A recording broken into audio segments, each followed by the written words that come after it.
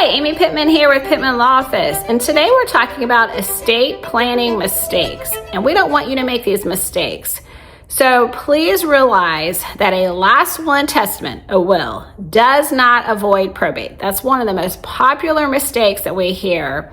And people go, oh, I have a will, so I don't have a probate. That's not true. And I know we have a more detailed video on our YouTube channel about this, but a last will and testament does not bypass probate. It tells the probate court what to do if you pass away with an asset in your name alone. So if I die and I have a bank account that says Amy Pittman, there's no other owner, there's no beneficiary, that is going to be subject to probate.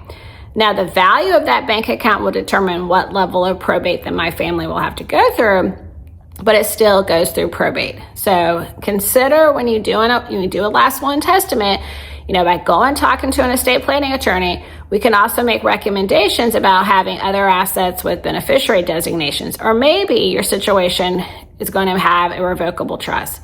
Another mistake that we see happen a lot is people think, I don't have enough assets to do an estate plan. So then they don't even come in and see an attorney. Please realize that everyone needs an estate plan. And part of your estate plan is beneficiary designations, like we just talked about, beneficiary designations on your bank accounts, your investment accounts, your retirement accounts. That controls, and that is part of your estate plan.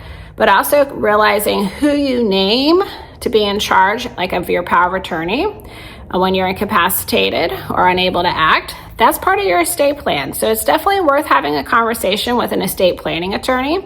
And obviously, if you're in our community, near the villages or the surrounding area, definitely we want you to reach out to Pittman Law Office. Another mistake is people think, well, I'm married, all of my assets go to my spouse automatically. And that's not always the case. It again depends on how your assets are owned.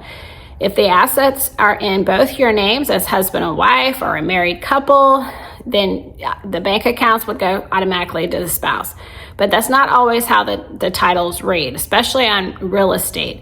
And then there's certain assets like retirement accounts that only one spouse can legally own. So you want to look at those assets to make sure that the surviving spouse is the beneficiary. So again, these are just really simple things that we kind of hear over and over again.